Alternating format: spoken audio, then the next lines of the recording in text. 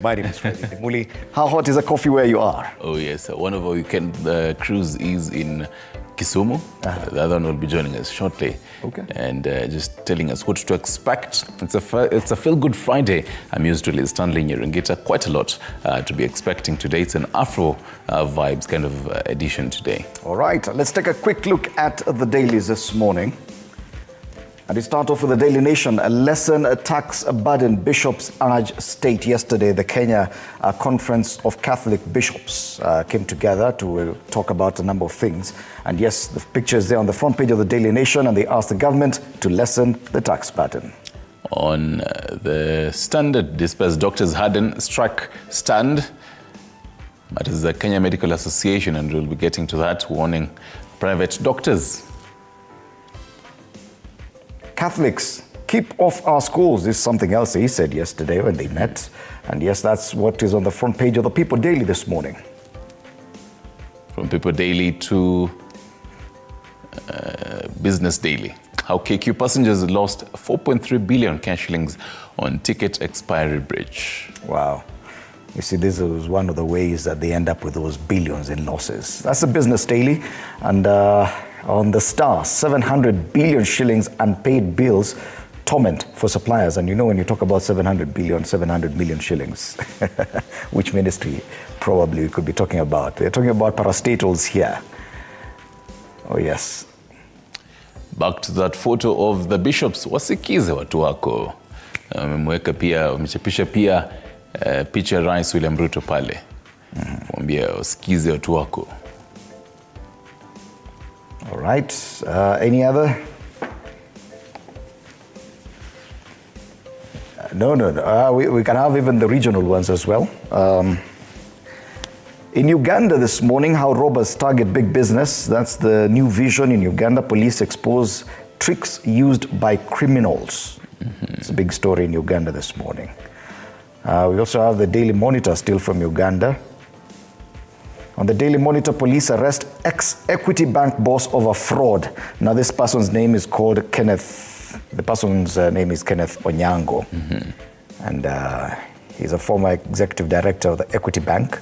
Is he from Kenya? Oh. No, that's not. I'm not so sure about that. But yes, these names are common in both countries. Yeah. But there's another story that's more interesting on the front page of the Daily Monitor.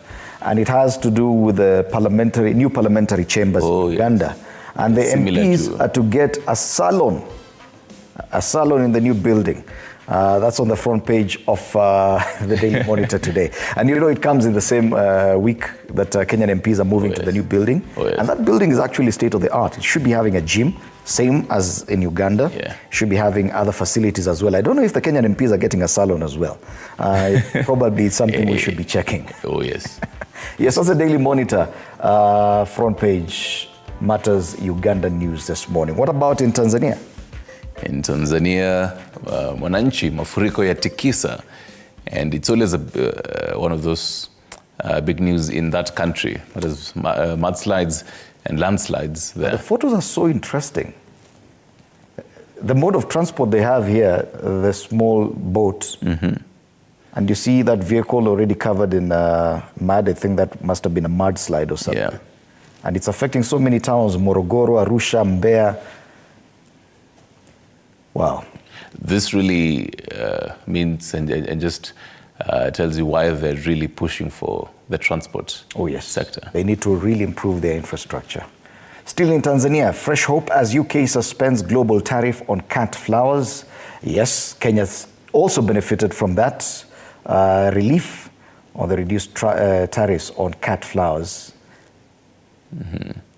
Right. And finally, I don't know if we have Rwanda's paper.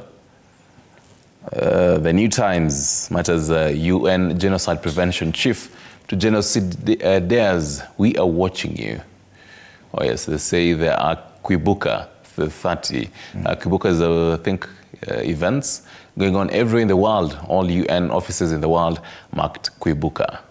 Oh, yes. Can you read this word? Thousands trek Kishukiro Nyanza Memorial Walk. Kishukiro Nyanza, yeah. It's been a very interesting week as they mark the 30 years since the 1994 genocide against the Tutsi in Rwanda. Those are the dailies this morning, both in Kenya and across the region. And yes, we'll be looking at this in depth in a while, but now, the weather. The weather. I'll definitely have, even after the weather, let you take a look at the traffic for us. Okay, I'll do that for you. I'll do that for you. Being a Friday, I'll do it.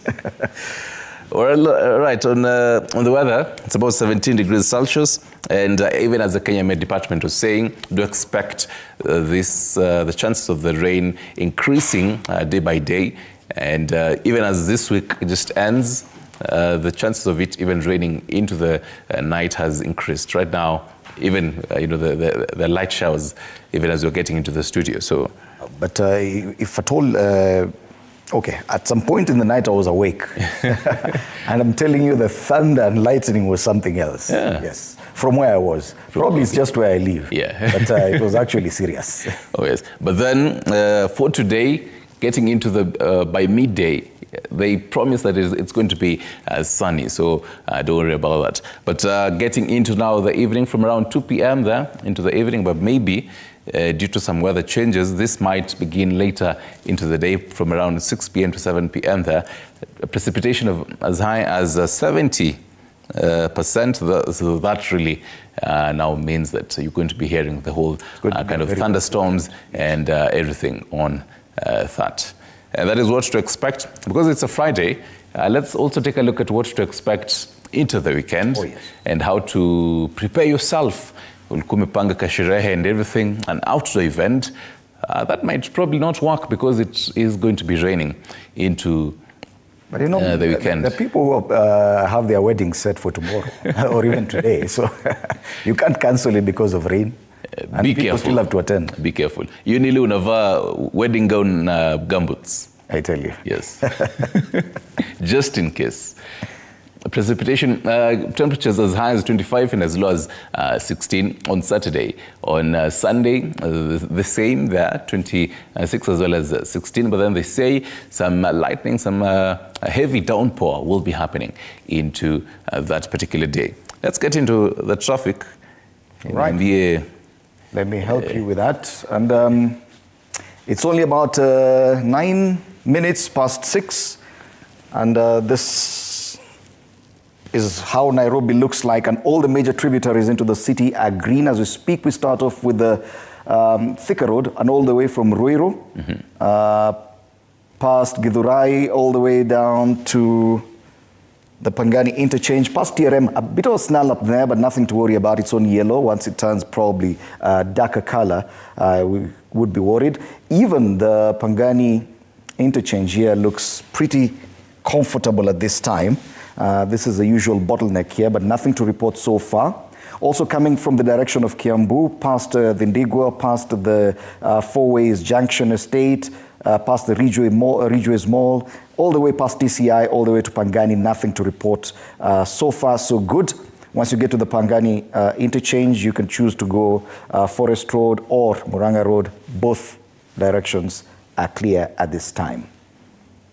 The major road is Wayaki Way, and yes, coming all the way from Kino, it is clear at this time. A bit of, I think, some matatus probably causing some slight traffic in some of the places, but past Mountain View Mall, all the way past ABC Place, all the way into town, past the National Museum, nothing to report about. Everything is clear so far. Ngong Road as well, coming all the way from Karen into town. It's Nwe. Mombasa Road as well, all the way from Gateway Mall, Syokimau. Well, seems Friday watu wajamka, barabara zote ziko salama. Ukitaka kutoka, I think this is the best time to leave home because you'll get into town within 5 minutes or so. Langata Road as well, Galleria Mall, all the way past Wilson Airport, Uhuru Gardens, all the way into town, nothing to report. Even Mbagathi Way, all the way from the T-Mall roundabout up to the City Mortuary roundabout. It is smooth sailing. Finally, let's take a look at Jogoo Road, because that usually poses some challenges as well. And yes, Jogoo Road, this is Jogoo Road. Coming all the way from Donholm, that interchange there from the Outer Ring Road into town, past Makadara, there's a bit of a snarl up after the Makadara train station. There's a bit of a snarl up just before you get to Likoni Road. That's a roundabout next to St. Stephen's Church. And after that, it's much clearer, even the usual snarl up at the City Stadium roundabout is not there. Landis Road, a bit of a slowdown there, but nothing to worry about. It's still yellow into town. That's how the roads are looking so far.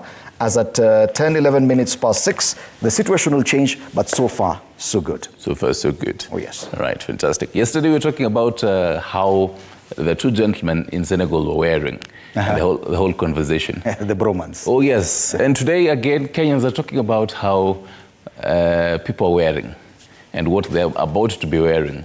All right. In the whole Olympics. So so yesterday, the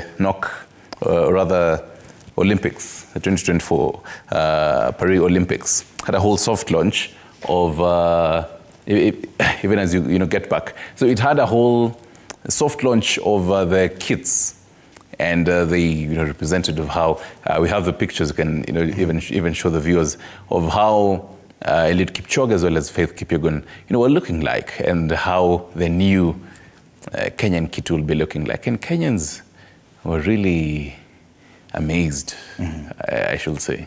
Kenyans don't really like change. I've seen the kits, and I think the biggest bone of contention was the addition of the yellow color. Kenyan kits have been predominantly red and black and green.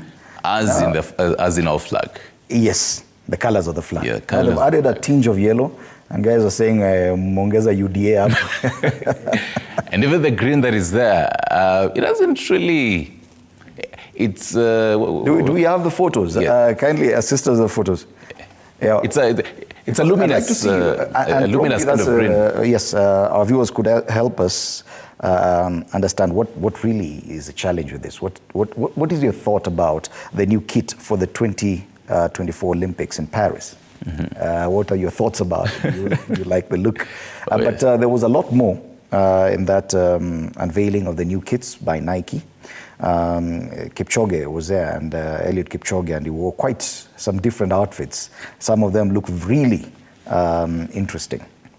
Oh yes, and I remember, back in 2020, Nike had released a whole honeycomb kind of, inspiration, and I love how it looked like, because it has an Africanacity vibe to it, and it really represents the Kenyan flag. Okay. And I mean, picture this: it's a race, and Kipchoge is there running with that kit, now the previous one, and then there are other people from different countries. And you're watching this from somewhere in, Seychelles, for example. You don't really know the Kenyan flag, or rather you actually know it, but you don't know who is who.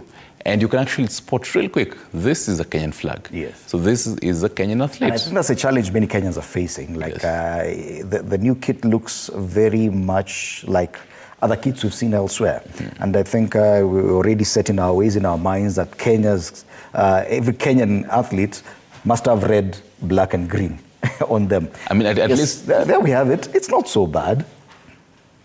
It's only that the colors are not so defined as the transition from one color to the next. I can see the red, I can see the black, the green, a bit of yellow. I don't know. What do you think? What do you think about the new kit? There is Kipyegon's. I like the piece on the arm as well. The maroonish kind of. Well, my director is more concerned about the size of the pants, but I don't think that is something to worry about. Faith Kipyegon looks really good, and I think it's much more comfortable for the runners. The concern by Kenyans is more about the colors. Oh, yes.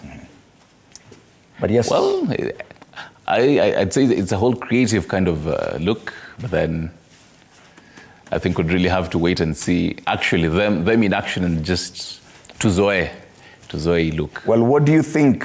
What do you think about the new Kenyan kit for the Olympics later this year in Paris? Kindly share your thoughts with us on X, at TV47 News, and on Facebook, TV47 Kenya. Oh, yes.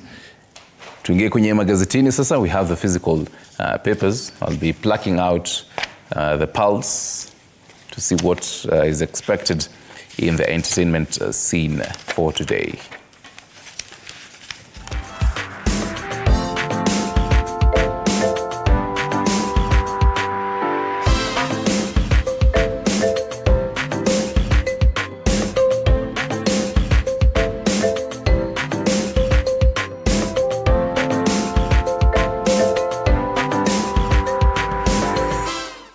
Yes, and as we had mentioned earlier, the doctor strike features on the front page of the Standard. Despair as doctors harden strike stand. This is the KMA, Kenya Medical Association, warns that private doctors will join their colleagues in next 7 days if the government does not address the strike. However, state officials say they must return to work for their issues to be resolved.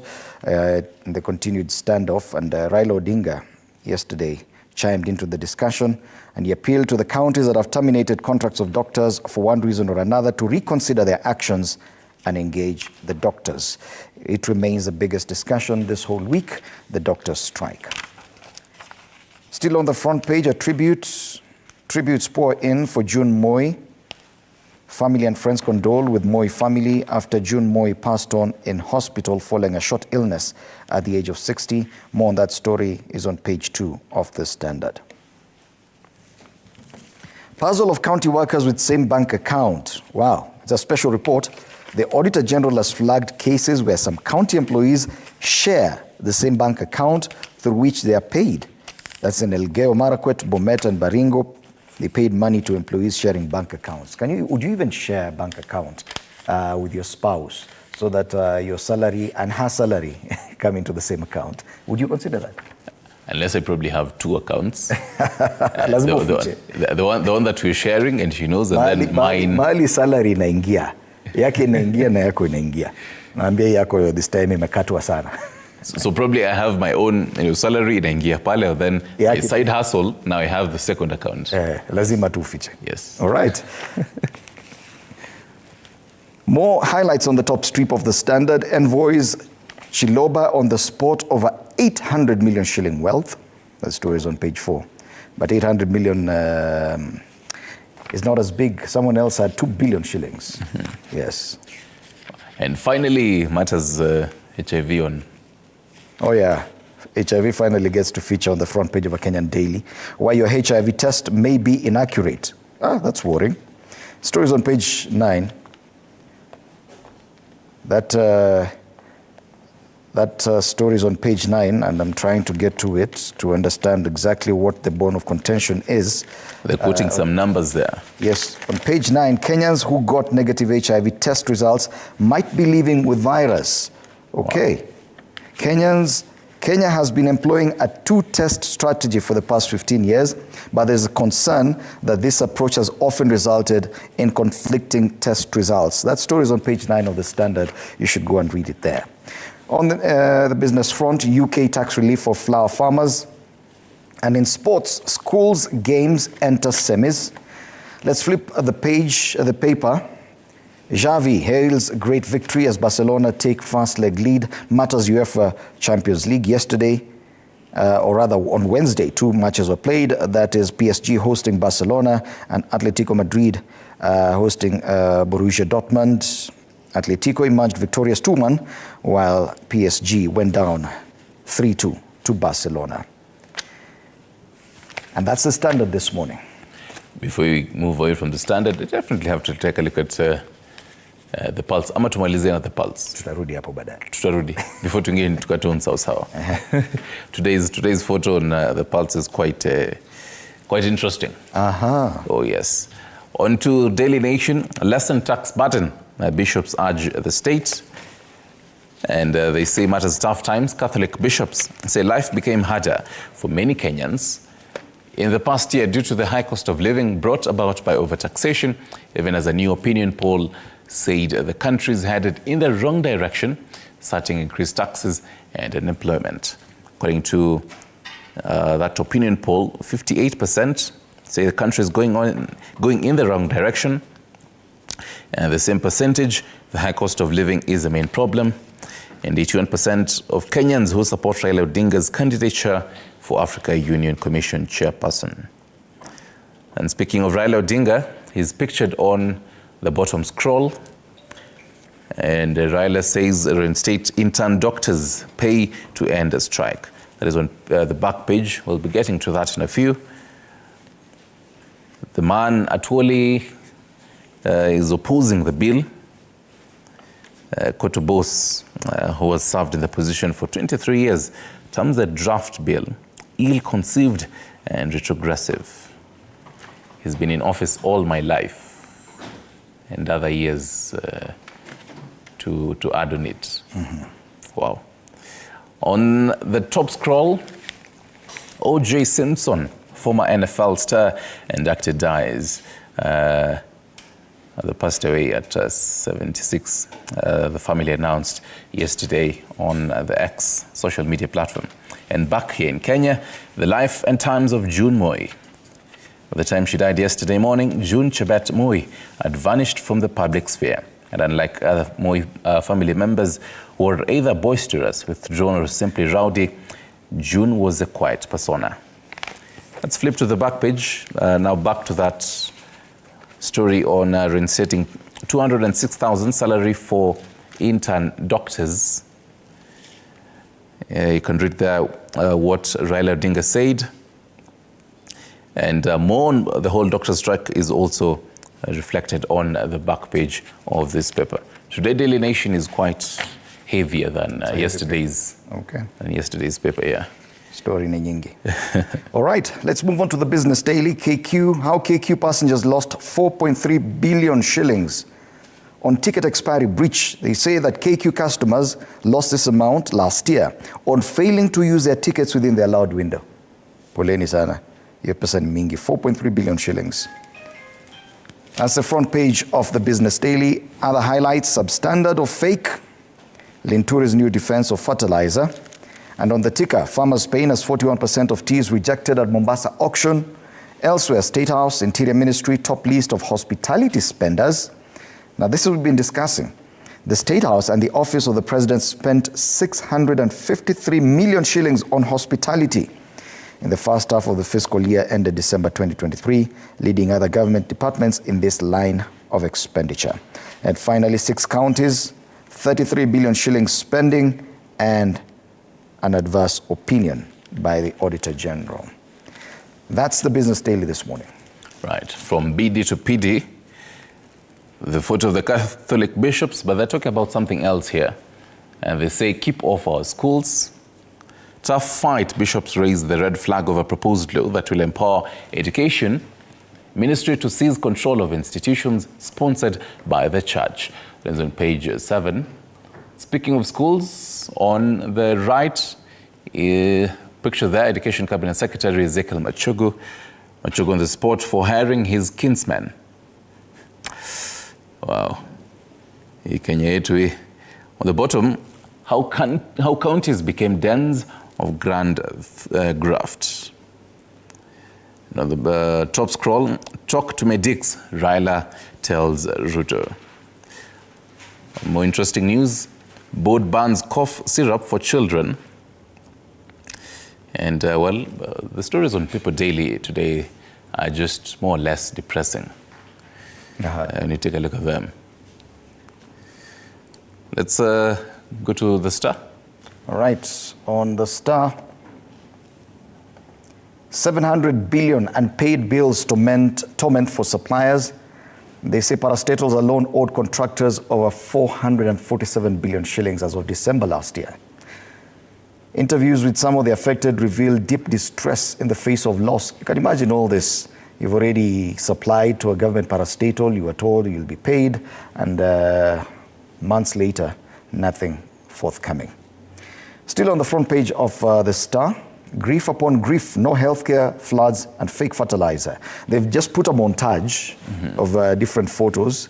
On one, the ongoing doctor strike and doctors there protesting and marching and having a sit down there on a road. Elsewhere, members of parliament examining a sample of fertilizer to see whether or not it is fake. And then floods down there. Just some of the problems that afflict Kenyans today. grief upon grief. And that's the Star this morning. Even the Star for me is just pictures more sad news. Yes. Every single story that and you even see. as we talked about flooding in Tanzania. Yes. Because probably there it's the big news. In Kenya, probably it's a news that we're ignoring. There's a lot of flooding, and it also features on the front page of Taifa Leo. And Kenya Red Cross was actually has given notifications to people, and was actually saying on the dailies that around Lake Victoria Basin, it might actually flood. So just cautioning the people living around there. Oh yes. From some hard and sad news. We still have Taifa Leo. Oh yes. Taifa Leo, wasikize watu wako, and that is coming from the clergy, the leadership of the Catholic Church in Kenya. Viongozi hao wa kanisa kubwa zaidi nchini wamtaka rais kutambua uhalisi wa hali ngumu inayokumba raia. Tushazungumzia hayo. Pale chini, masuala ya mafuriko, hofu bahari Hindi ikihamia vijijini. Ndio hiyo sasa. Wakazi wa Vanga, Lungalunga, kaunti ya Kwale waogelea karibu na nyumba zao baada ya maji ya bahari kufurika maeneo mengi ya pwani. Wafanyabiashara wanaopakana na bahari Hindi wanahofia mawimbi makubwa ambayo yamekuwa yakitanda baharini wiki hii. Masuala ya mafuriko kule pwani pewa kipaumbele kwenye ukurasa wa mbele wa Taifa Leo. Habari zaidi, mgomo wa madaktari waathiri kesi, na kwingineko bintie Moi June afariki na miaka 60. Na hilo ndilo gazeti la Taifa Leo. Pale yeye anasema aki ni kubaya. Sasa najua unataka tuangalie picha gani? Wakati ni wako sasa. Wakati ni wangu. Na waweza niruhusu pia nimkaribishe. Aha. Au queue yetu ya weekendi. Weekendi imefika. Weekendi imefika. Ni weekendi imefika. Tunakwenda kujirusha basi. Ashafika. Gashambi yuko in studio. Akuja tuambie ni nini ambacho. Let me just continue the Swahili, with English. Gashambi, karibu sana kituambia what is happening. Niache atu sandwich hapo hivi. Good morning. Good morning. It's such a cold morning. So that photo on the front page of the Pulse is what has excited your little brother here. Wow.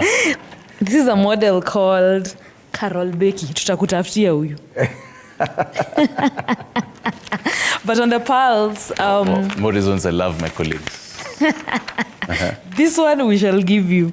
I love the fact that the Pulse has gone with our vibe today. It matters Afro vibes as well. Oh, yeah. And there are nails here that are Afro-inspired. And I think Afro comes from Nigeria, right? Because these are just Nigerian colors. The West African, not specifically Nigeria, but the West African kind of vibes. Ghana as well, because when you take a look at it, just listening to Afro beats music, there are also some inspirations of Ghana, Nigeria, and other countries that surround Hapo, Karibu. Okay. Yes. And you know, I get confused when we talk about the new genres of music, especially in Africa. What's the difference between Afro beats and what we have here in Kenya? What do we even have? What do we have in Kenya? Yeah, that's a good question. Because we have urban tone, we have kapuka. Do we still have kapuka? No. Kapuka, but I know we have gengeton. Do we still have gengeton? Yeah? There is, Gengeton, the artists urban tone, a bit of Afrofusion. Oh yes, Sauti Souls, R&B. Yes. Okay. Drill, there's also drill. I feel like in Kenya we also, borrow a lot. We lack a sound. There is though. What does people like Major? What do they sing? That's genge. That's genge. Yeah. Yes. So there's a whole genge that used to be there back in the day. Major also provides the transition from genge to gengeton. Yeah. To also urban tone. To urban tone. Yes. I think is the one constant. In Kenya's music. used to listen to him back in the day. Why? I can tell you back in the day. Not with the jokes again. From Majengo. I see here a recap of blankets and wines that happened over the weekend. Yes. I don't know, did you guys attend? I live nearby, so I was just seeing it. You were in attendance, no budget. I had my own blankets, not wine, but my own blankets event. What events do you attend? All right. Catholic worship kind of events. Yes.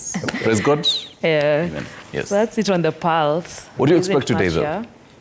What do I expect today? Today we are going to Huruma. I'm actually headed there in a few. Okay. The Huruma kids, I find them, you know, internet sensational. They are the craft. Something interesting, as I was doing my research, I realized that they make the props. Who are these? Yes. The Huruma kids. Oh, Huruma kids. The Huruma kids, yeah. Yes. Yeah. They actually come up with the props. The recording is done on phone. You know, it's amazing. Oh, I can't it's wait the to kids who experience that. mimic. It's the kids who mimic people. Yeah. They mimic real videos. Yes. Okay. Yeah. And I think I'll get a video of you too. Please do. So they can Please do. I'd want to see a different version of myself. A different version? Yeah. Okay. Yeah. That will be interesting. Looking forward for that. Okay. To that. Oh, yes. We have, today is the Afro. Some Afrobeats coming along, as well as some dancers all the way from Rongai, and just helping me to learn some, some moves out here. I have 2 left feet. I think that's ships.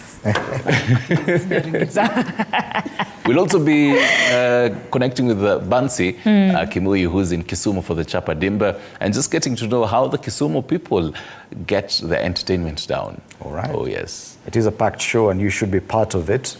Through our social media pages, continue interacting with us. And of course, we've asked you this question on X.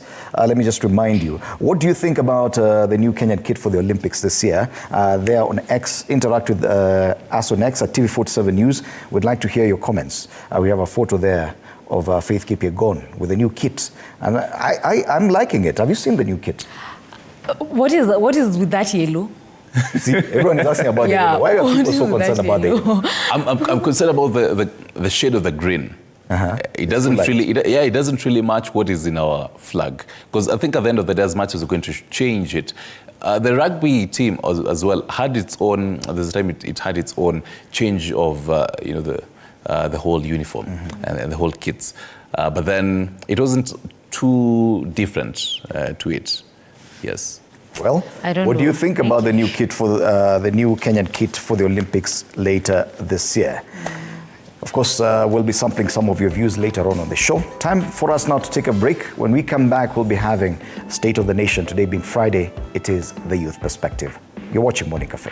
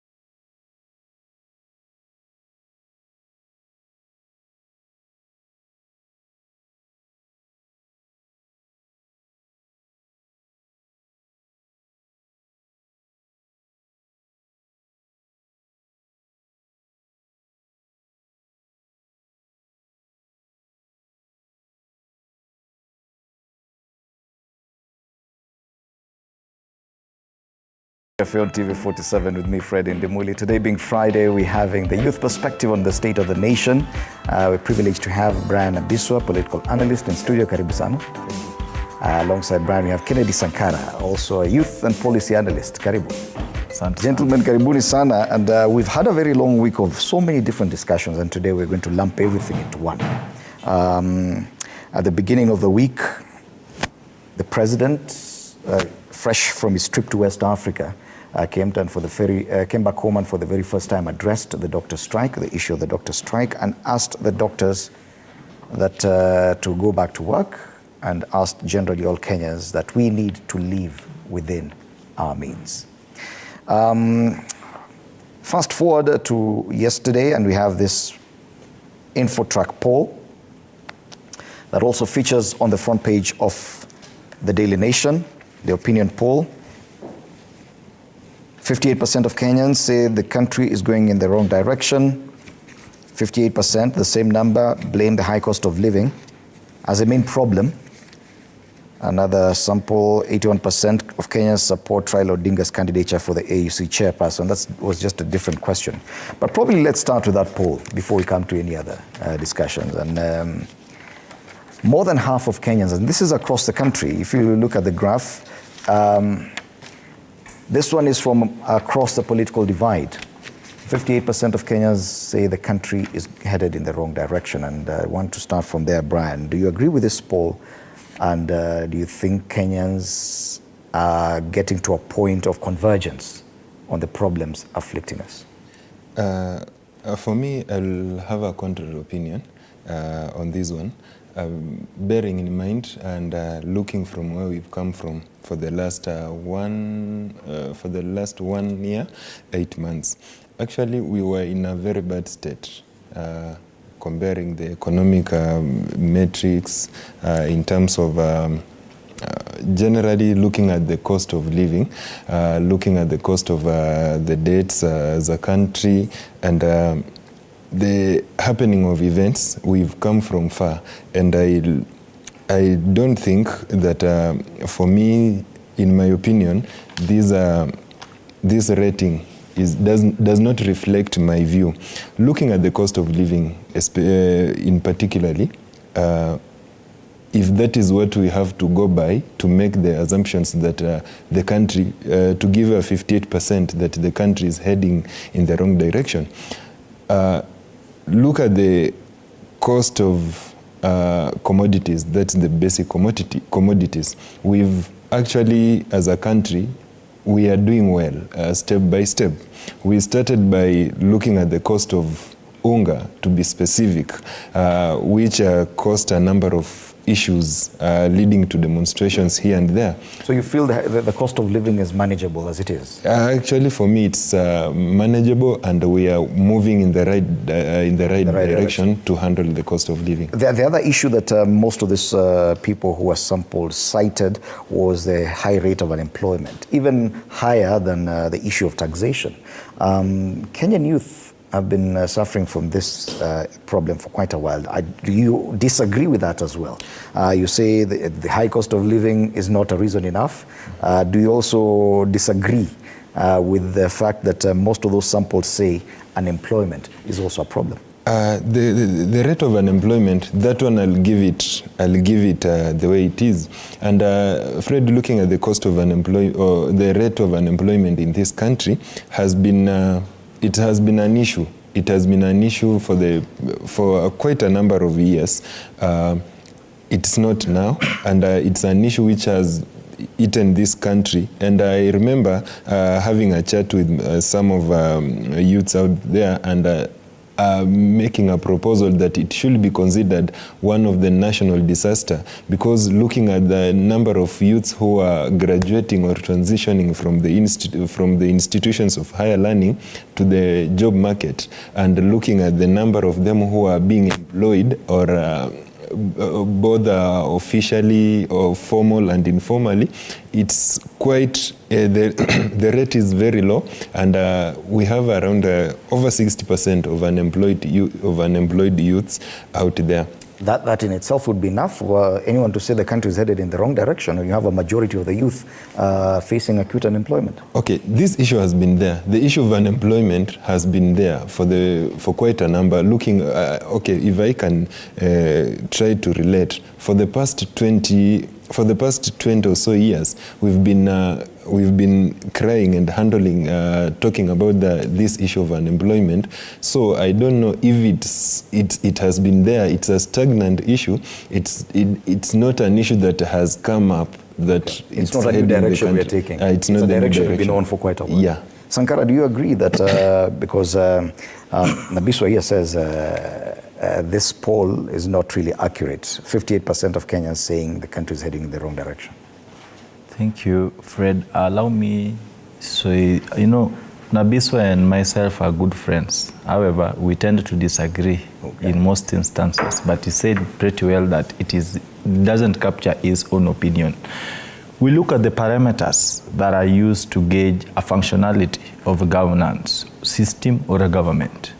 We look at the cost of living, which basically refers to the basic cost of things that people use on a daily basis. We look at the healthcare system.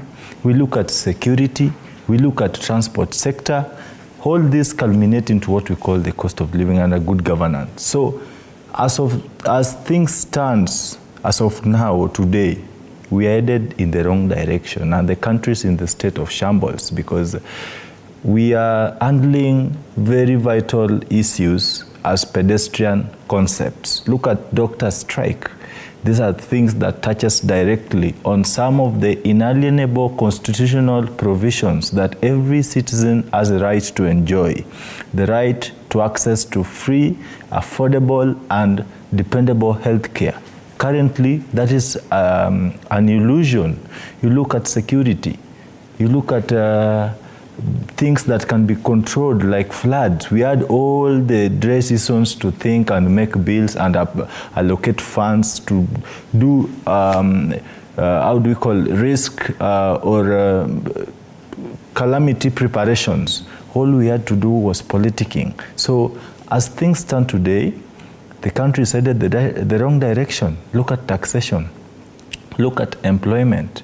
The exhibiting unemployment rate ain't something to say that unemployment has been there.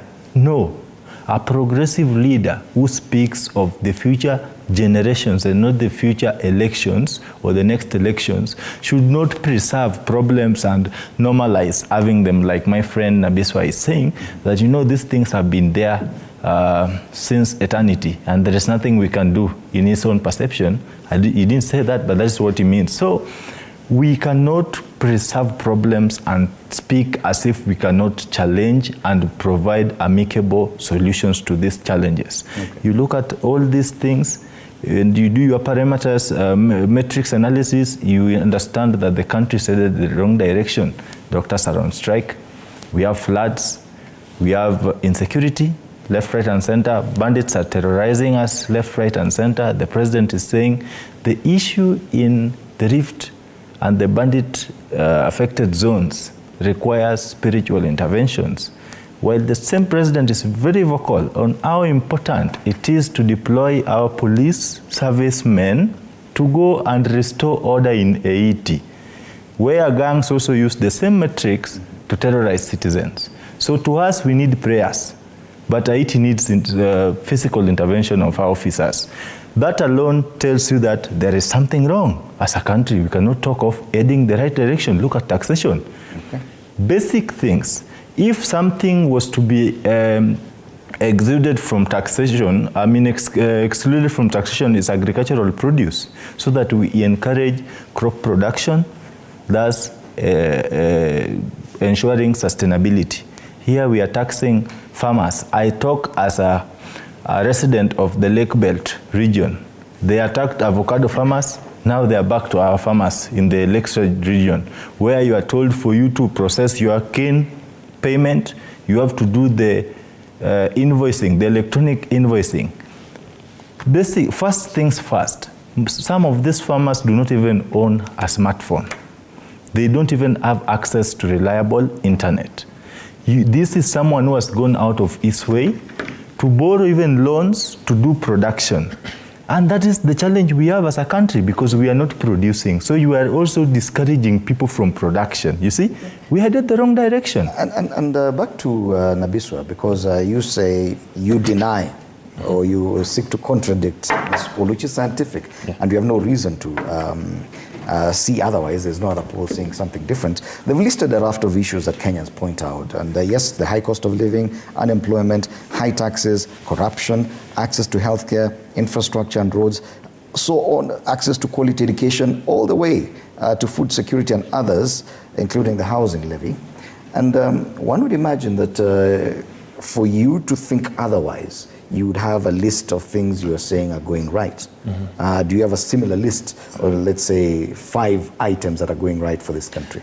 Okay. You say, based on these, we're heading in the right direction. Okay, I know, and I'll just pick up from where my friend Sangara has left. And you know, Fred, the last time I met him, he was wearing a sufuria long jogoro, demonstrating against the price of unga being at 250. And today, I dare Sangara to tell me how much is he buying unga. Yesterday, it's 170. Okay, that's depending on what you want. The price of unga, Fred, if we can begin from there, it went down from 250. Right now it's between 130 to 135. That's a fact. Which shop did you buy from? That's a fact. Nabiswa. And this is purely attributed from the subsidized fertilizers. The price of unga? Yes. Okay. Attributed from the price of fertilizers. Let us look at, secondly... the price of fertilizer, you said? No, subsidized point. We asked for 5. Yeah, subsidized fertilizers. Secondly, we are looking at the price of fuel. Let us give it a credit. We can see the fuel cost is literally going down. Secondly, the Kenyan economy was badly affected as a result of the devaluing or falling on the Kenyan currency against the dollar. As we speak now, it is systematically going down, and we see if the dollar goes down, our imports and some of the commodities we depend on from other countries, actually they are going down, and it has really resulted in a reduction. We can see how the fuel price is going down. I can't say that it is as a result of strengthening Kenyan shilling against the dollar. Now, if fuel goes down, it's a common thing that we expect also our fares to go down. My good friend Sangara will pay less fare heading to his place of work.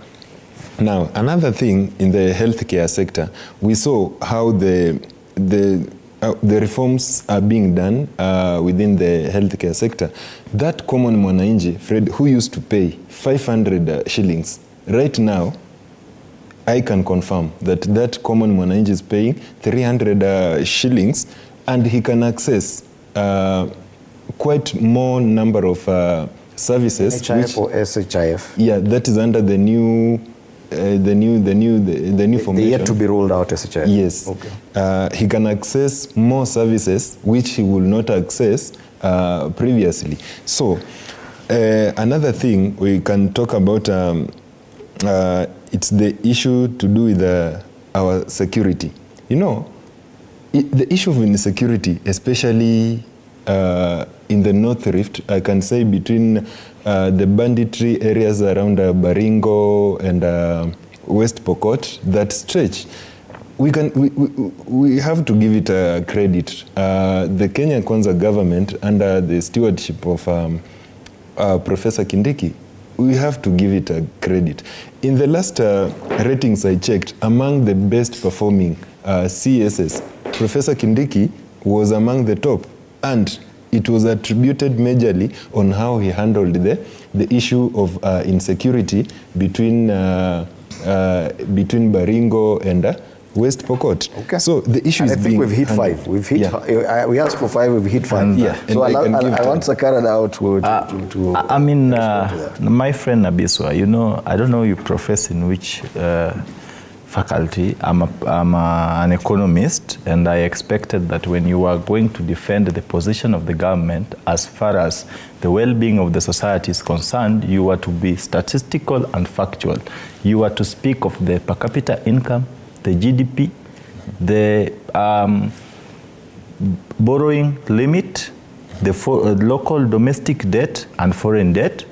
You are to address me when you tell me about fuel going down. I want you to be statistical enough. You tell me that the fuel was retailing at 200 and it went down to 199. I think that is something you should know. Not unless you reside in a forest, you might not have come across a gas station where it is well indicated that the fuel per liter is 199.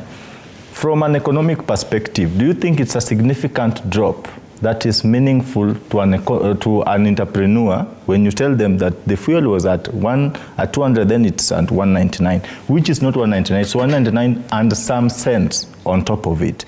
Is it making sense? When you do the basic mathematics of rounding off to the nearest figure, what do you arrive at? That is said and done. You are here praising how the SHIF is, citizens are going to pay less amount to access several services. Are you aware from where you sit that SHIF is not yet in action? How do we call it? The first phase ought to take place between the month of July and August. We are currently still working under NHIF. Personally, I have a patient. I use NHIF to access some of the medical services too. So when you're already speaking of how citizens are getting services at affordable rate, I don't know in which country this SHIF of yours is working, because where we sit from, in Kenya, we are waiting for the shift to take place or effect in the month of July. Again, when you talk of the price of unga being at whatever you want to retail, you know, I tend to believe that you also buy in the school of thoughts of X and blah blah social media platforms where bloggers take to stage to sell propaganda in the name of facts. I am a family man.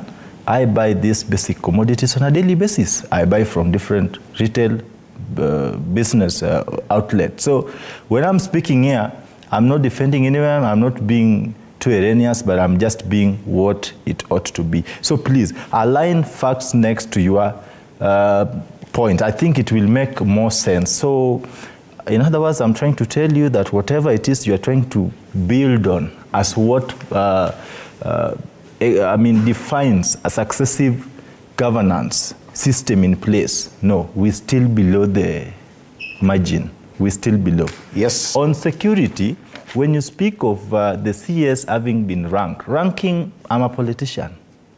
I can tell you, some of these institutions used to call politicians in my own presence.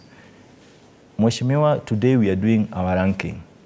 What position would you wish to be given? Because they've never been so clear, except for maybe InfoTrack and blah, blah. They've never been so clear on how they are ranked, what metrics do they use to rank those particular individuals, so-called performance excellence. So, my brother, at this point in time, the country is beyond rumors. Okay. It is a time that we have to speak what is there. Where there is credit, we have to give. And the breakdown of the poll is on page 5 of the Daily Nation. Country headed in wrong direction. Kenyans cite the high cost of living, high taxation, and unemployment as the main reasons behind that assertion that the country is headed in the wrong direction.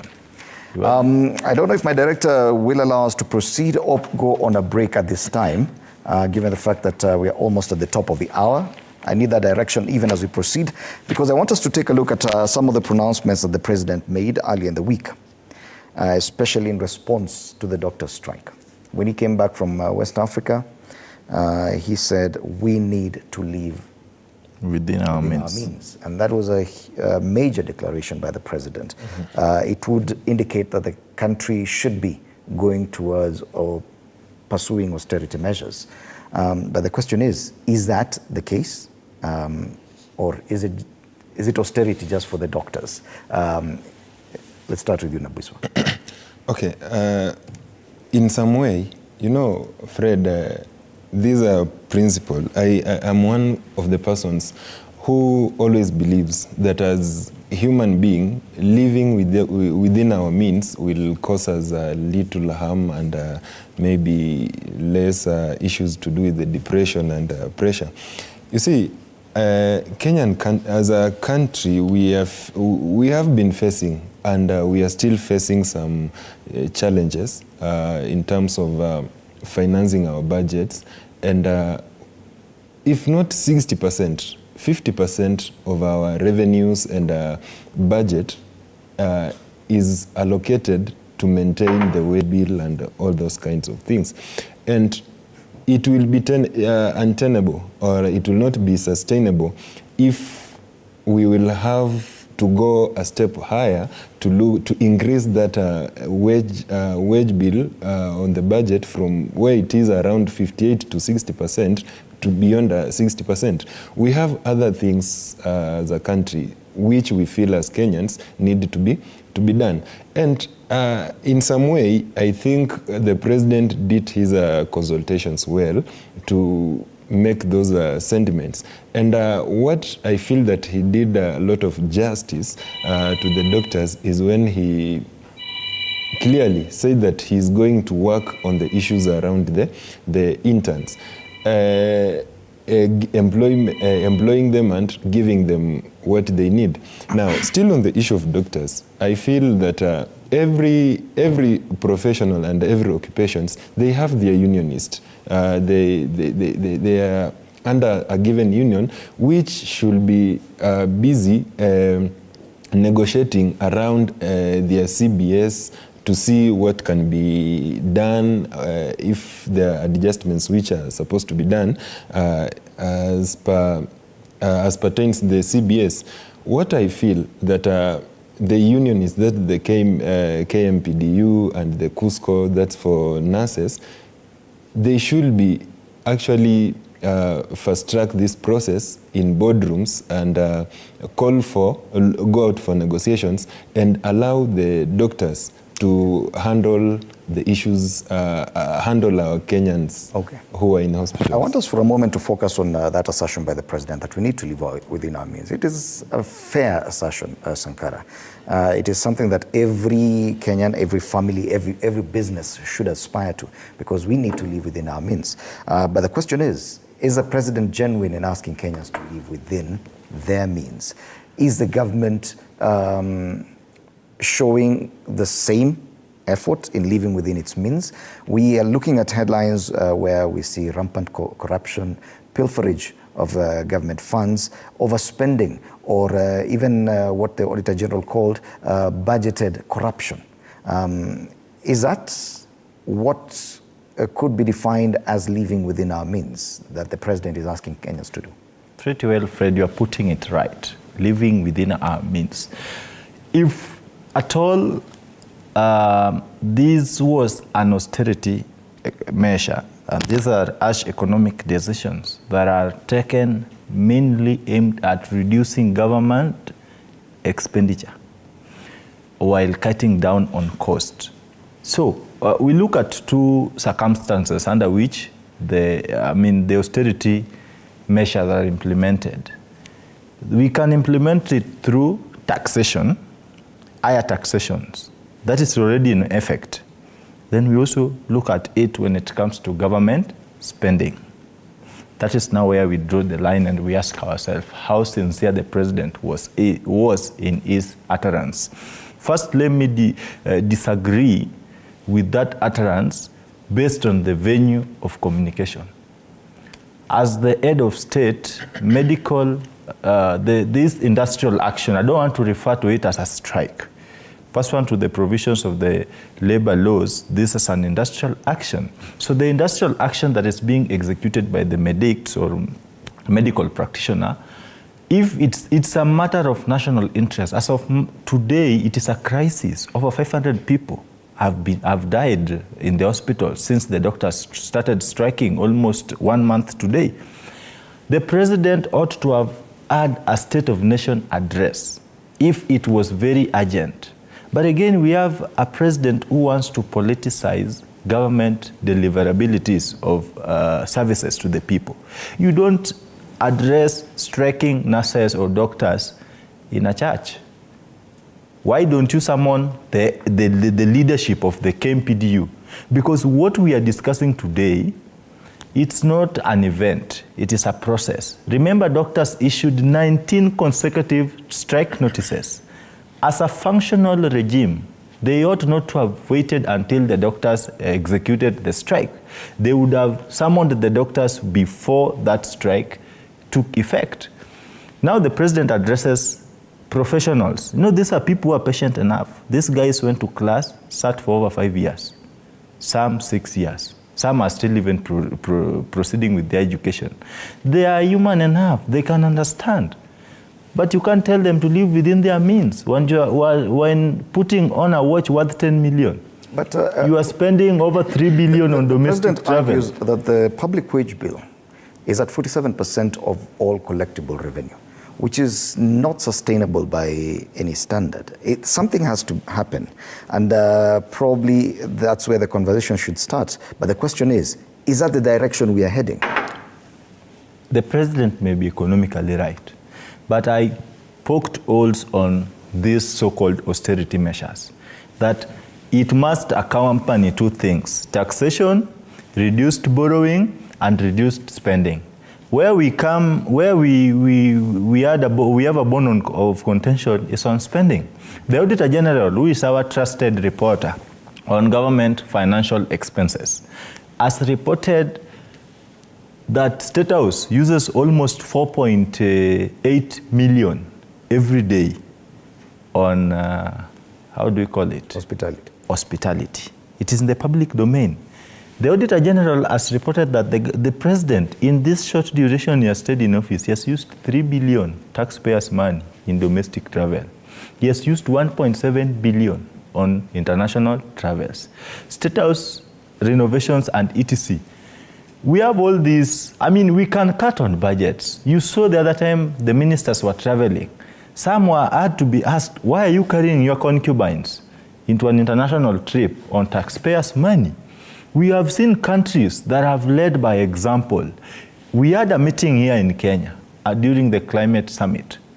Allow me to tell you as a participant, there are countries who sent less than 10 members delegation. But we have a country that has too little to offer, but too much to spend. We have a country that will send a delegation of 100 people. For what reason? So my only concern is about spending culture. The president should lead by example.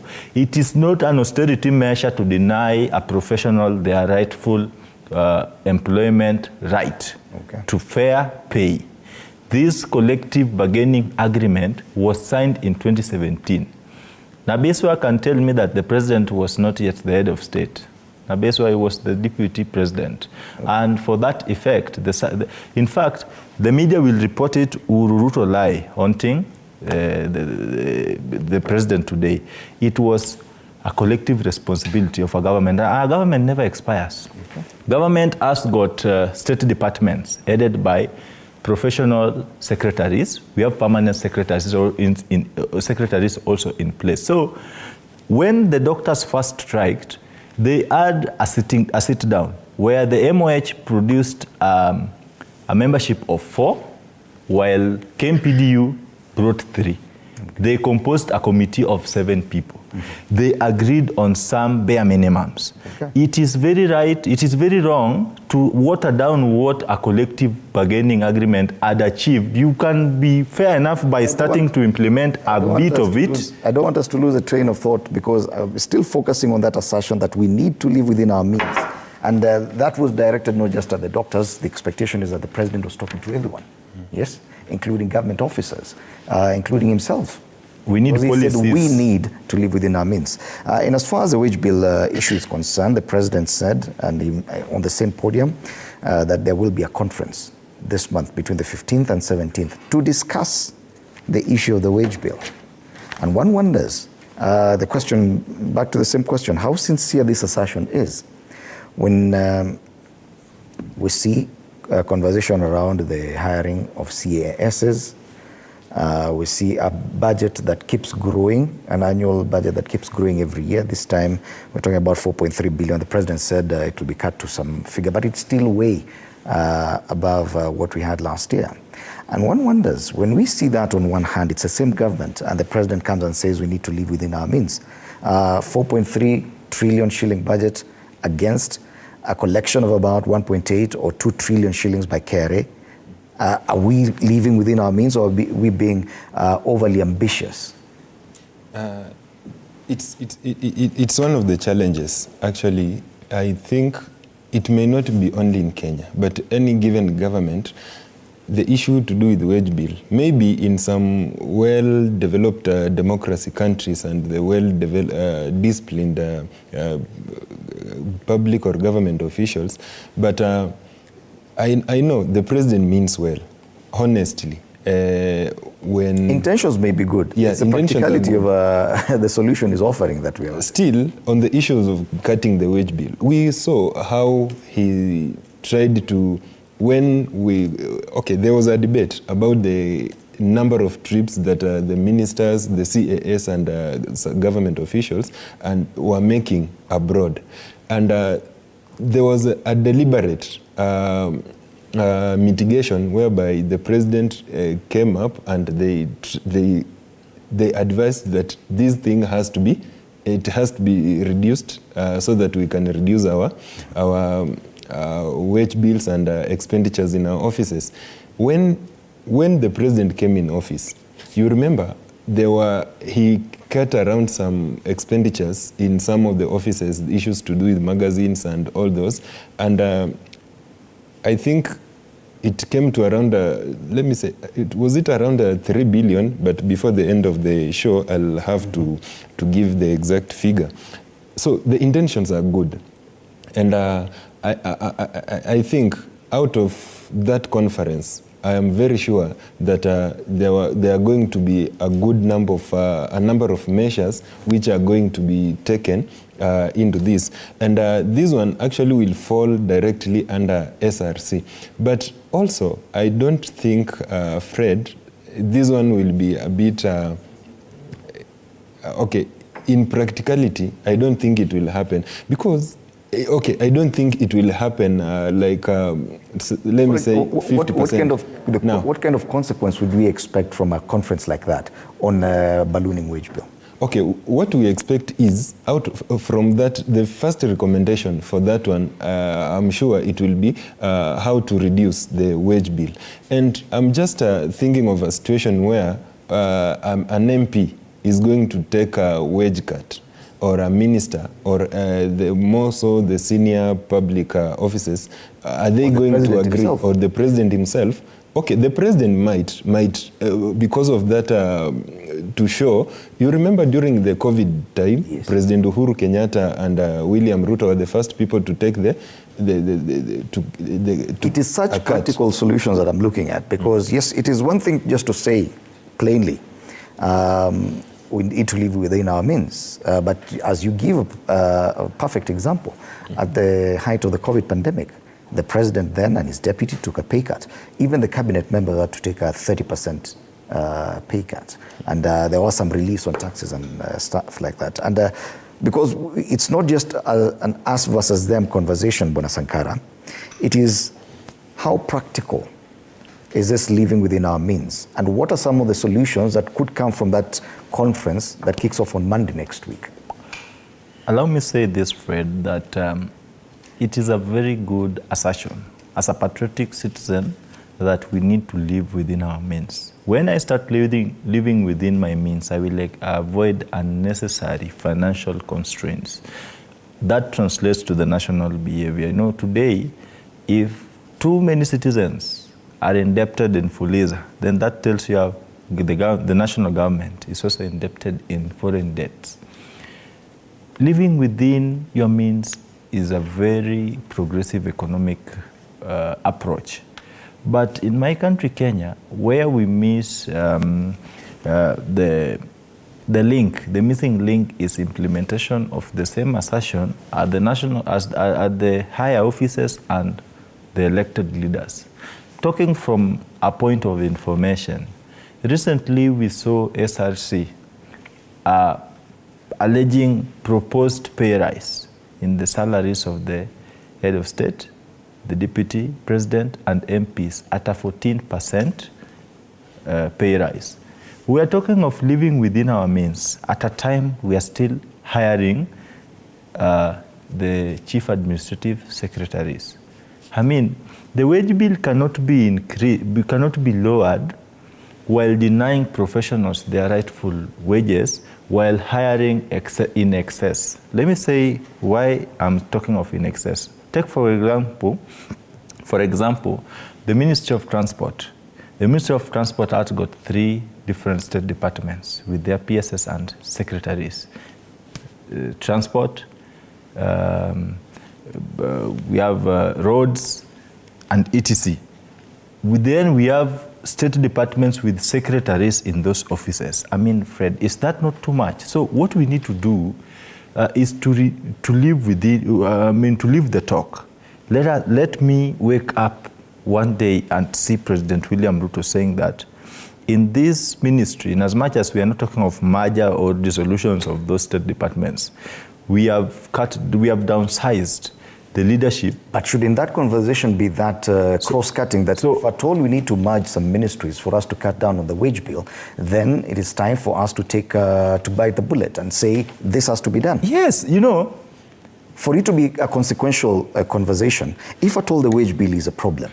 Fred, painful experiences bears very tasteful fruits. Even a woman will tell you that the rigorous process of going through labor is very painful, but the product is having a bouncing baby boy or girl who definitely becomes a big boy or girl in the society. Even a president was born by a woman. The woman had to cry, but today the woman is enjoying the fruits of her labor. So there comes a time that painful decisions must be taken. But what the impediment in this entire approach is political goodwill. We are battling between rewarding political loyalists while battling economic crisis. We want to create positions not for service delivery. We are creating positions to reward loyalists. And again, service delivery, because when financial impropriety is part of governance, the Auditor General calls it budgeted corruption. So when we can if we decide to bring all this down, we are going to move forward as a country. Kenya is a very rich country. If we can afford to lose 2 billion daily, assertions of the ex-President Emeritus, President Uhuru Kenyatta, do you know 2 billion is not a pocket change? That money alone is enough to, collecting it for 1 week is enough to solve doctors' in a year, it's over 750 billion, which could go a long way into doing a lot of things. So we have a lot of money that is being wasted. All we need to do is to practically implement what we are talking, not telling people to live within their means. Then in the next phase of the newspaper, we read the president has reduced the number of CSS from 22 to 14. For what reason?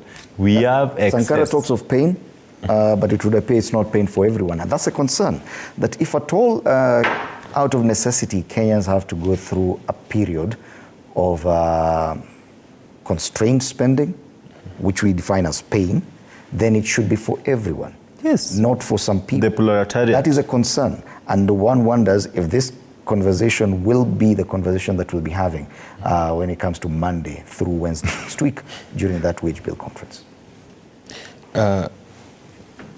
First, Fred, I'll say this.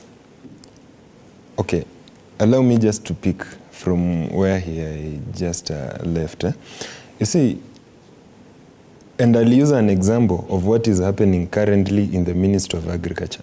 C.S. Linduri, when being asked whether he was aware, he gave a lot of a chronological event on his diary on where he was doing what as a busy man always. So you come to conclude that for him to effectively execute his services, he needs he needs those assistants. Like now we have the CASs. Now that we cannot afford. Okay, yeah, we cannot afford. But now we are looking at the efficiency in delivery per every ministry. For you to give out the output to be great in your ministry, you will need a helper who will assist you to work efficiently. Now, the issues around the CSS, I'm one of the persons who will think that for better service delivery and execution of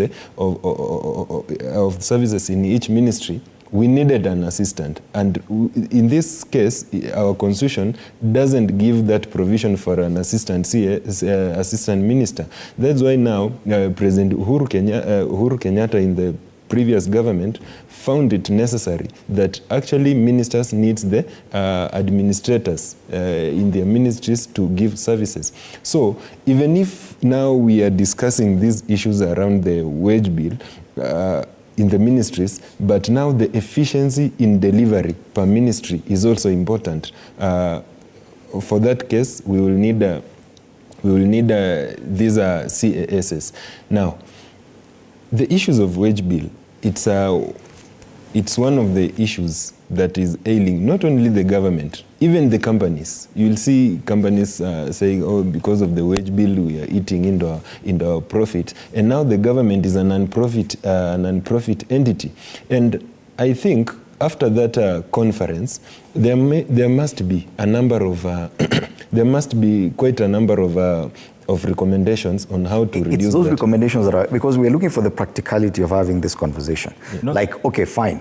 We've gone for a conference on the wage bill. Mm-hmm. Are we saying that we should suggest a restructuring of government, a reduction in the number of government employees, or is it pay cuts that we could be looking at? Because it is not enough just to say that doctors cannot earn this much.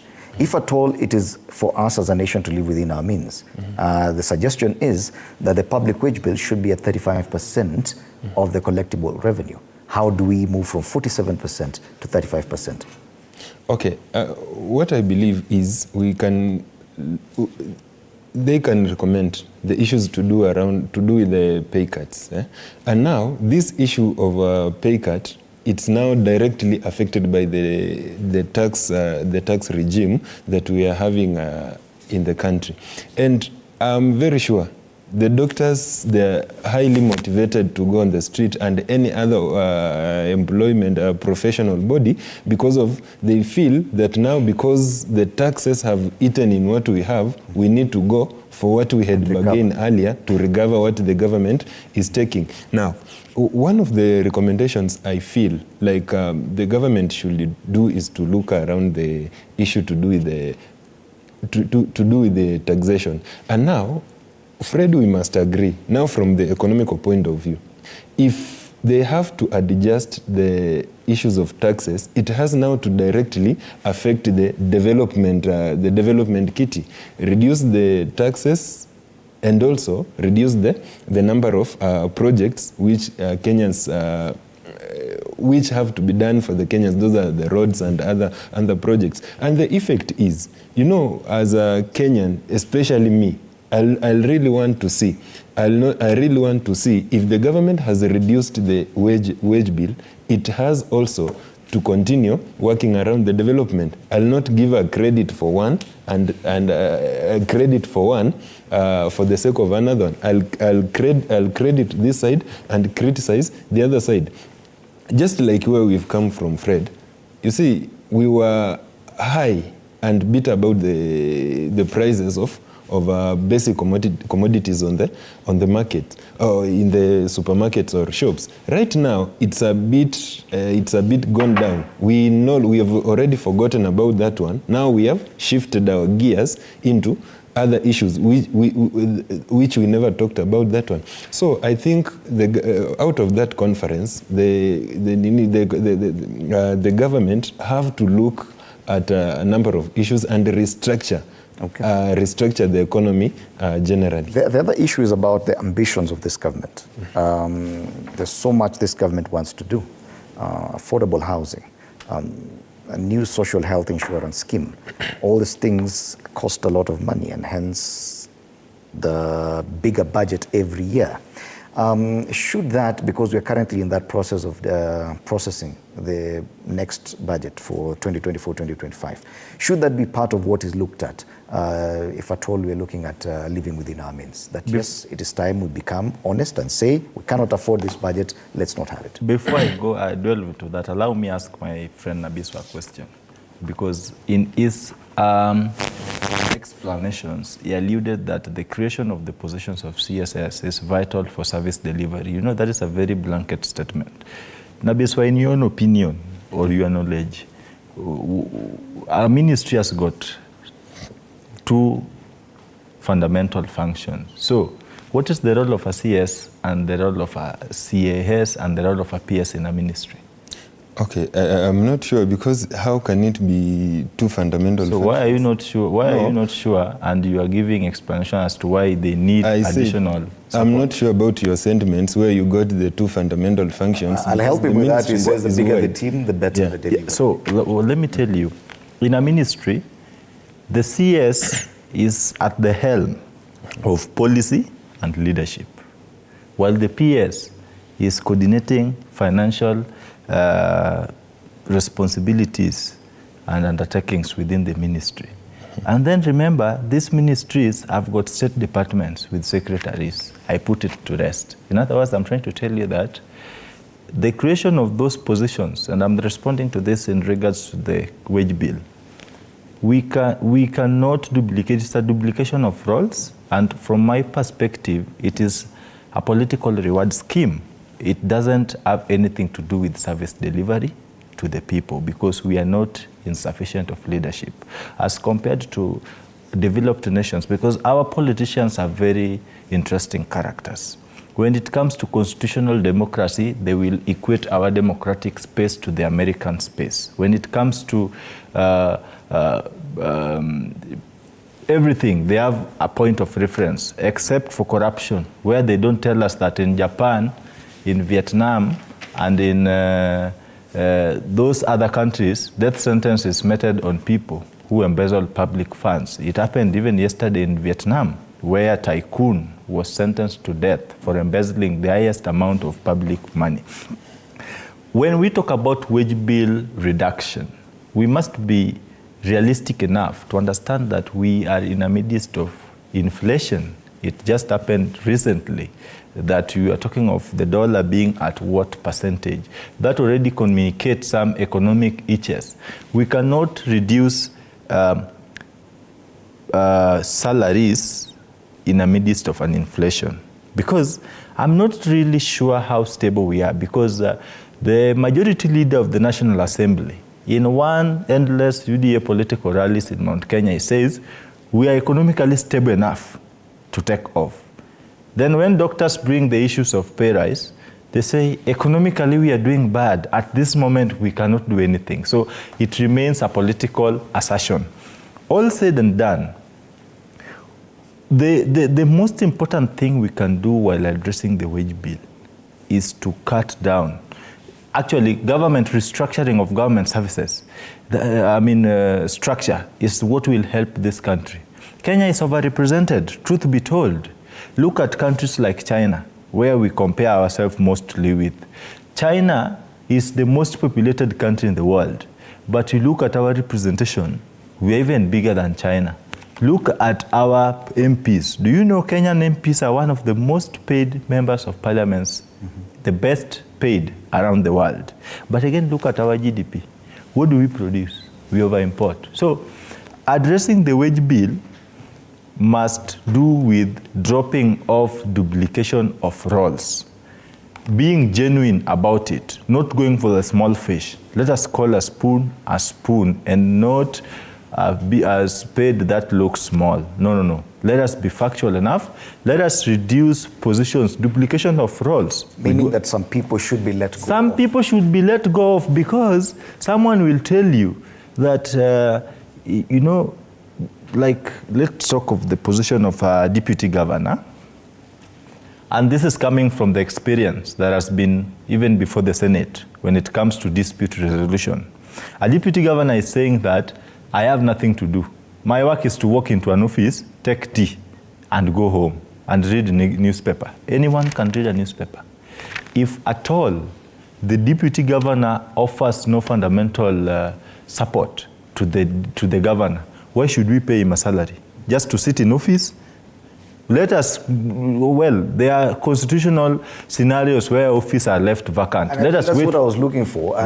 Someone will say, okay, fine, it's time to cut it's down fine. The number of people working for who are representing us. So probably even at the county level. I can see it's time for a break because we are half past the hour. Let's take that break. We'll come back to continue this discussion, and I'll give you, Nabiswa, an opportunity to contribute to that. Next week, starting Monday, there will be that conference the President talked about to discuss the ballooning wage bill.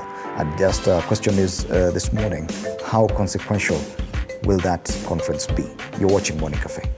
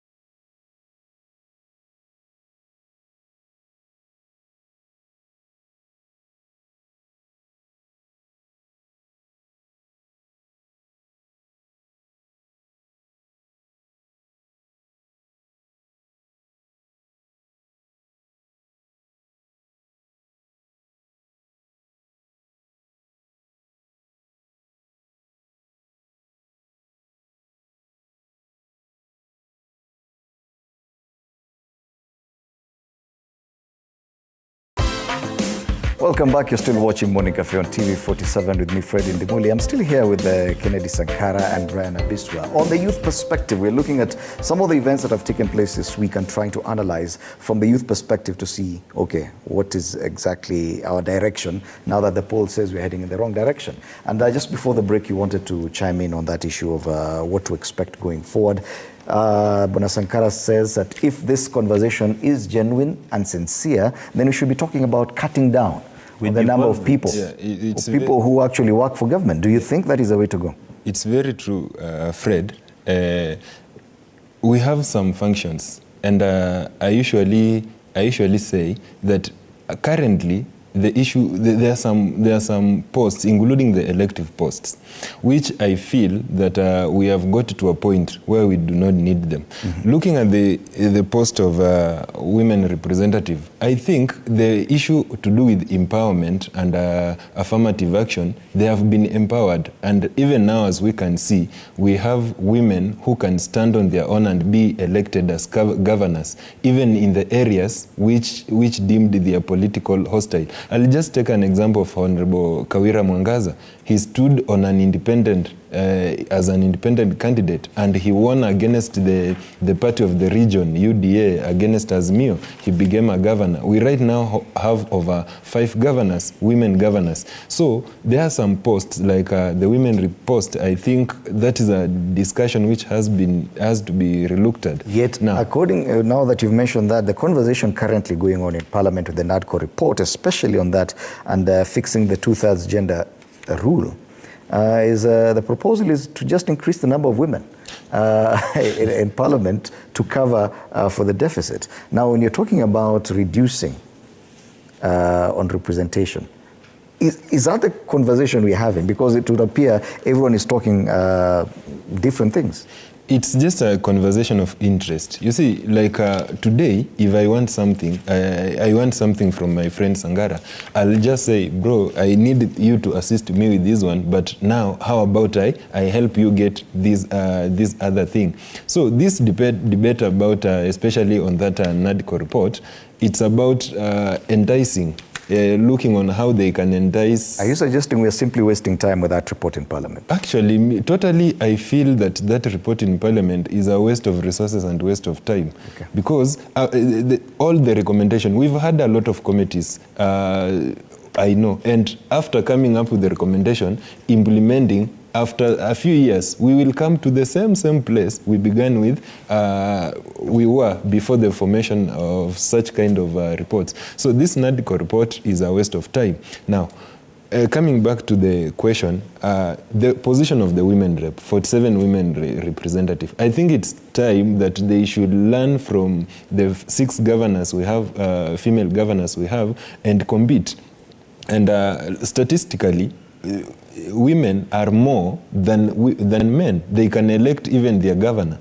So we need to look at that one. Now, between the seat of the senator and the seat of the member, the member of parliament, actually some of the constituencies, you know, right now we have villages which forms the ward, and even a location forming a constituency. Actually, we need to this discussion, we need to expand them so that we can reduce. Like, just take an example of a county. Look at a county like the smallest county. I'll give my neighboring county, Vihiga. If we can have 3 constituencies for that county, it will be okay. Service will be given. We have the governors, we have the senators. The funds which are coming are the same. Now, you are giving a governor funds. The governor is allocating funds to CDF. The women rep is also allocating funds to CDF. The MP and the MC both are allocating funds to CDF, and you will find a child getting these funds from the office of the governor, the office of the MP. So these are some of the things that have to be relooked during that time. Reduce these posts so that we can restructure the funding which goes to the office. And both of you have mentioned or touched on issues to do with devolution. Is it that you believe that we need to look at relook at the current structure of devolution? Is that where we are losing money? Because we see also quite a number of county governments have ended up as employment bureaus. Devolution was a good concept implemented with the wrong strategy.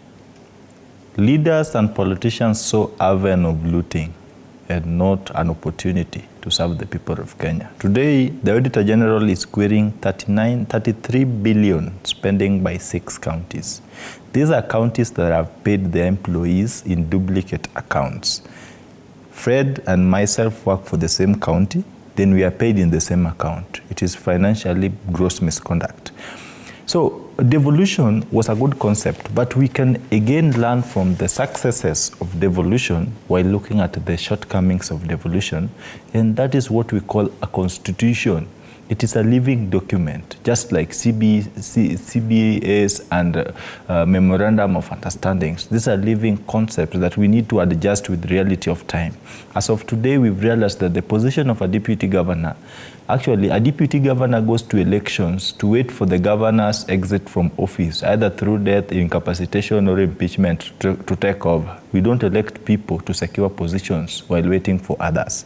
We can actually do with a governor alone. It doesn't need a deputy because they don't devolve critical functions to these deputies. They are sitting in office, taking tea and starting to think on how to inherit the governor, creating chaos and disunity within the counties, affecting fair service delivery to the people. So we need really to reevaluate what it is in the devolution. But again, I will come in with a different concept as a youth leader. And I would ask you, women and youth have been classified as marginalized class of citizens. When we have the position of a women rep, we have the position of women being given nominations and etc. What is the position of the boy child? Mm-hmm. Because we as men and male youth, we are on the receiving end when it comes to all the atrocities meted on citizens in this country. Look at the NADCO report. You touched on it. Allow me to say something about it. As of today, the bone of contention in the NADCO report implementation is the constitutionality of some of the pronouncements in the NADCO report. For example, re-evaluation of electoral results upon the pronouncement of a court verdict by the Supreme Court of Kenya is a gross constitutional anarchy, because we are trying to say that there are separate political powers that have powers beyond the courts. The culture of constitutionalism is one of the few or many challenges we are facing as a country, especially from the political class. So the bone of contention by the petitioner who went to the Kiambu court was what is going to happen if the committee is allowed to vet, to reevaluate what had been already posted in the servers. And again, look at the NADCO report composition. The composition itself never included the youth who we were missing. For a very long time, we've said there is nothing for us without us. You can't discuss journalist challenges without including the journalist. You know nothing about it. You only think that journalists are suffering, but you don't know what they're suffering from. And suffering is a relative statement. So it's imperative that we are brought together. Back to my topic, the devolution has cost counties. And you know, just like Kenya Kwanza today, the government is operating on the mantra politics rewards loyalty and competency is subsidiary. In counties or devolution, we lack that competency when it comes to composition of very key accounting responsibilities. For example, an MCA is in the procurement committee or committee on finance. This is someone who understands nothing about basic procurement practices. Theirs is to sign documents because the speaker said, the governor said. At the end of the day, these are budgeted corruption. So we really need to inculcate the culture of accountability by ensuring that these leaders, they really know what it takes to be in those houses. And also it calls for personal character as a leader. Are you seeking leadership position? As a youth in 2022, I used to ask some of my colleagues, they were saying, I'm going to contest. Then I would tell them, why do you want to contest?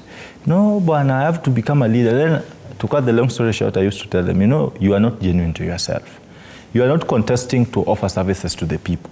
You are contesting to join the class of the untouchables. People who can steal and get away with it. People who can kill and get away with it. People who can do anything that is bordering constitutional disregard and get away with it. Do you think devolution or an opportunity to relook at devolution could actually provide a remedy for the wage bill issue that we now face? It might be true, in terms of controlling the wage bill, that is controlling in terms of or looking at the approaches to control the spendings at the counties. Now, the greatest undoing, Fred, for the county governments is the MCS we elect, because the principal duty or the principal requirement of an MCA is to provide oversight to the governor and the executive at the county level. But most of the MCAs, they are pocketed by the governors, and we know what happens with the MCS at the county level. At the county level. I don't want to say that they are bought, but they are compromised by the governors to the extent that they don't provide that clear oversight as they are mandated to do. So the governors ends up doing their own things because they know they have the backing of the MCS. Now, we see what happens. Most of the bills in terms of spending and budgets in our county governments, they are never even passed in the assemblies. Most of them, they are passed in the residences of governors, hotels, and even in picnic when they have gone on holidays. So the MCS actually have to the government, okay, there should be a framework on how the MCS can be checked to ensure that the governors and the executive are spending as required. This was raised a very vital point on the oversight of governors by the MCS, and what he has touched on, which is very clear, and I would love to bring it out loudly, is the financing of ward development. Because for an MCA to do anything, it must go through the governor. So the governors are holding MCS at ransom. You ask me petty questions, you will go home empty-handed. So you have to sing Hallelujah, Hosanna, then you get your kickbacks at the end of the day. So we really need to reevaluate devolution to empower members of county assembly to have independent financial budget where they can execute their county roles without really appearing to be sycophants and agendaless characters surrounding the governors. Another thing, Fred, the deputy governors, these are the principal assistant to the governors. And we understand the roles in the office of the governors. Most of the time there are very many, and I'll not want to dwell, and God forbid, in terms of any unhealth and doing or but they will definitely die, so that the deputy governor can take over. That one only will create a constitutional issue or challenge in terms of eventuality. But the deputy governor is supposed to be the principal assistant to the governor. But the problem is, Fred, most of the deputy governors, they usually, after election, they equate themselves. They are seen as equal to the governor. Do you think devolution can survive without deputy governors? It can survive without the deputy governors, but now we should bite the bullet and say, fine, if it is one of those ways of saving on and cutting down on the public wage bill, probably we should consider. Absolutely, we have to do that. Of course, we have the senators and the speakers who have given the mandate and the executive to aid the governors. And as we spoke, as I said earlier, some counties are so small that we don't even need a governor. Like in the US, you see there are some states which have 2 senators to assist one another, but the governor is only one. So these are some of the positions that need to be relooked at. And Fred, as my friend Sangara mentioned about the issues about the youth representation, totally in this country there is no any traces of youth representation. The other day, I saw a formation in Parliament that Youth for Young Tax Parliamentarian. Really, in this Kenyan Parliament, if there are youth, because according to the definition of UN, a youth is someone between up to the age of 35. How many members of Parliament who are between the age of up to the age of 35? We don't have the youths who are representing our issues. Like, you are nominating someone to represent the interest of the youths. You are going for someone who is 37 years. Is that really a youth? So this issue, this setup that the Kenyan constitution gave to the women, they should have at least considered the youths. And now that you're on that issue, because now I want us to transition to another topic about the political party elections that are happening with the UDA and hopefully with ODM, also set a date. These are the two major parliamentary parties, the two biggest parliamentary parties that we have. Now, you've raised the issue of youth involvement and representation. Youth involvement in politics does not just start at the parliamentary level. It's at the political party stage as well. And I'm wondering, are you feeling optimistic, Bwana Sankara, with the processes we are looking at this month, both UDA and ODM, that probably this will be the best opportunity for Kenyan youth to take part in political party politics? Well, Fred, without mincing words, allow me tell you that from my own point of view, currently, UDA is not going to conduct what we call the primaries. UDA is conducting post-election party drop-offs and post-election party pickups of perceived party strongholds and drop-off of perceived party enemies. I have interacted far and wide with most of the UDA leadership. Remember, in the last election, I aligned myself to Kenya Kwanza a few days before the election, so I never voted that coalition, so I don't align to it. And most of my friends tend to come from that direction. I interact with most of them today. As things stand today, there is no clear framework on the involvement of these young people in the political management. And you know, in our country, just like South Africa, people vote political parties. So our first step of meaningful participation in politics emanates from involvement in party activities, because most of the youth still remain in the realms of political activism outside informal political structures. Is this out of their own complacency as a youth, or are you saying there are barriers within the political parties? There are impediments. Youths are ambitious human beings and segment of the population. But again, we have a irreplaceable immense value compared to any other person. We have the advantage of time, energy, and consistency on our end. Something that most of the well-established characters and party honchos within the political formation sees and views as a potential threat to their existence. They do not see youths as potential advantages of advancing party policies, but they see you as a potential successor. Hence, you are labeled a threat and you have to be dealt with in any way that is possible. I was in one political party. They didn't pay to be advertised here. So in this political party, we would sit down. They are public entities, you can mention them. Okay, well, I was a national youth leader ANC party. So when we used to have our National Youth League meetings, the most fundamental thing that I would say, we developed a youth charter. But again, you realize that after developing this youth charter, from the youth perspective and signing it off, the document that was unveiled as the youth charter was completely different from what we signed. That is what is happening, political conmanship.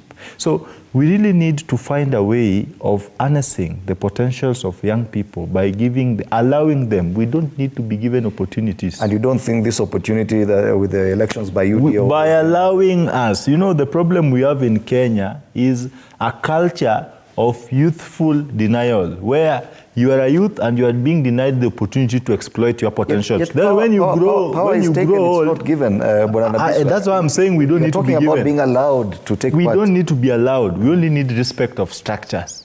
If I'm a youth leader, allow me do what I'm supposed to do. Because if you fail to allow me, then we'll emanate into chaos. Okay. Because we believe in taking, by the way. Personally, as Sankara, I don't believe in given. I'm a straight villager from Kisumu, but I'm here in Nairobi. You know, Fred, are you optimistic about the process? Fred, it will be so mean for Sangara to speak about UDA when he cannot speak about his own party. I don't know if it is ODM or no, because the last time ODM did an election, it was the men of... you know, UDA has never done any primaries. Now, UDA, actually, I'm speaking as a member of UDA, a certified member of UDA, and I sit in the National Youth Caucus. Now, UDA has no structured youth league. okay, that's according to not lie, my friend. let me speak about my party and where. So, if there is one democratic party and believes in democracy, that is UDA. And do you know if even Seth Panyako is still a member of the party, and if you go to the register of political party, he still holds the position in the UDA party. So UDA is a party which believes in giving a second chance, as opposed to what he alluded, that de-whipping those who are perceived to be enemies. That is not with UDA. And UDA is going to conduct one of the most successful grassroots elections up to the now. Our concern is the involvement of the youth in that process. In terms of involvement, the how should be like like the UDA, it's always in public domain. The party has shown interest and it has practiced interest in giving a chance to the youths. Now, coming to that point, allow me to use an example where I came from and where I come from. We are seeing in Western Kenya, there is this caucus between Tawe movement and all those kind of things. Fred, there is a very ingenuine, let me say ingenuine ideas, especially being run by the governor of Trans Nzoia County, because you are coming to say that we need a new crop of leadership when yourself you've been in government almost entirely all your years, holding a very serious position. Now, so how does that marry with UDA as a youth, and involvement of no, youth? I'm speaking about the position of the youth in Western Kenya. But Natambia is not a youth. Relax. Is not Who said that? Relax. Just connect UDA. The involvement. Now, on the involvement of the youth, movement, especially and I started by saying this. I'm addressing this using an example from where I come from. Fair enough. Fair enough. Sangara, learn to listen, bro. So, where I come from, especially the involvement of our youth in all capacities, and this is one of the reasons where I left Ford Kenya, where I was the county national youth coordinator, actually around 2017, because it's one of the party which doesn't believe in the youth, especially not only Ford Kenya. Look at all the parties which have grown roots in Western Kenya. Look at the party he proposed to have been a member, ANC. Look at DAP Kenya. Look at all those parties.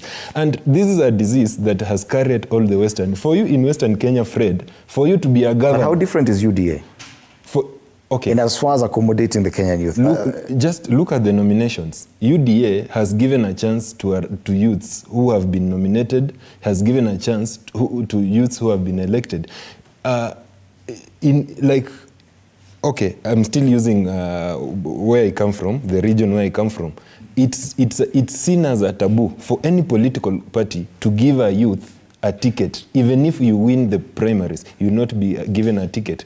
And Fred, for you, like in Western Kenya, to be a governor, you must be above 50 years, and you must be either a chairman of Ketraco, you must be an RC, you must be a son of someone, or you must have held. But you have youthful MPs like Peter Salasya. No, that's one. And you saw for Salasya to be an MP, to be a youthful MP, it's only Salasya and maybe Ababu Namwamba. And Ababu Namwamba was not even elected when he was a youth. Not a youth. He was.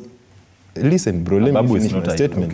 When Ababu Namwamba was elected in 2007, he was at least perceived as one of the youngest member of parliament to be elected. So you feel there's an opportunity in this process, especially the UDA process that yes. Was already. So the UDA party has given a light, and it has shed light to many of us. Like right now, we have a movement, that's the Western Kenya movement, whereby we are sensitizing fellow youths and all the people that it's not a matter of electing youths. And UDA, we are using UDA as a case study. They have women reps who are barely below 30 years. They have governors who are below 40 years, and they are doing tremendously well. You're parting short, Bwana Sankara, about 60 seconds. Fred, I thought my friend would be factual enough to tell me as a non-UDA member to disabuse me, to persuade me enough to join UDA by telling me that as a party, and from the National Youth League, he said he sits from, where I understand UDA has no structured youth league. I was the Secretary General for Youth for Kenya Kwanza, and I have my reservations. We are talking about Number UDA, two, not Kenya Kwanza. That is the principal party in that coalition. I'm a first coalition. You are not registered by the YPP as a coalition party. So you are Azimio. All said and done, I'm not a member of Azimio. All said and done, I expected my friend to express his interest and support for the party position by saying, as a UDA party, sorry, I'm not a member. We, as a party, we have ensured that whenever we are going for elections, the nomination fee for the youths is capped as 5,000 because we perceive you as hustlers and ambitious characters, people who can lead. But because you are economically disadvantaged, we are going to cap you off this. That is what I expected to see or hear. I also expected him to be telling us that as a party, our nomination regulations, as far as youth inclusion is involved, we have set this cap that in every constituency or in every county, whenever a party is going to nominate people to the counties, 3 slots have been reserved, untouchable, explicitly for youths. I think we're going to talk about meaningful participation and involvement of youths in political running of a party, because in most instances, youths are only used as vehicles to power, where they are seen as they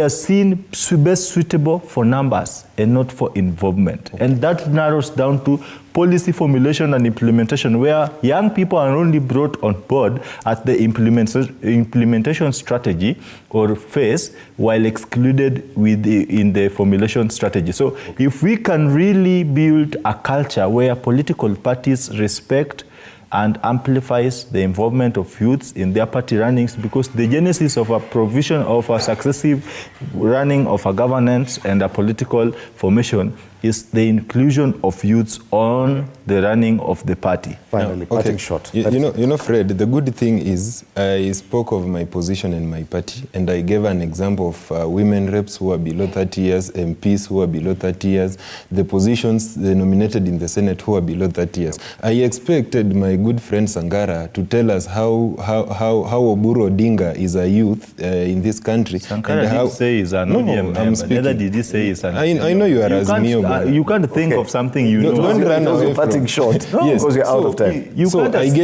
gave it a credit to UDA, my party, how they have valued the youths, and all the parties in this country have to use that as a case study. Okay. Yeah. Thank you so much, Brian.